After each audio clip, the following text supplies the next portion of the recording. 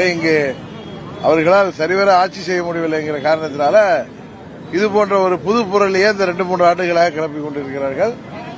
14ஆம் ஆண்டிலிருந்து திரு மோடி அவர்களின் ஆட்சியில் 10 ஆண்டுகளில் பல்வேறு திட்டங்கள் தமிழ்நாட்டுக்கு கொடுக்கப்பட்டிருக்கிறது.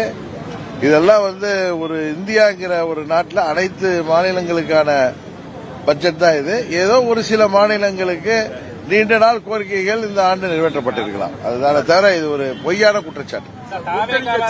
கூட்டணி கட்சின்றனால இவ்வளவு சாயம் பூசுவது போல தெரியுது சார். உங்களுடைய அரசியல் அனுபவத்துக்கு இவ்வளவு நேரம் நீங்க அந்த கூட்டணியை விட்டு வெளியில வந்திருக்கணும். தமிழக மக்களுக்கு அநீதியில இழைக்கப்பட்டிருக்கு. இல்ல, நான் தான் உங்களுக்கு கிளியரா சொன்னேன். தாய்மொழி தமிழ்ல தானே சொல்றேன்.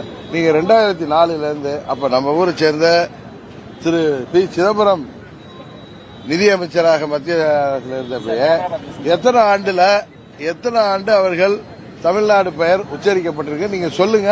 அதுக்கப்புறம் நம்ம அடுத்த முறை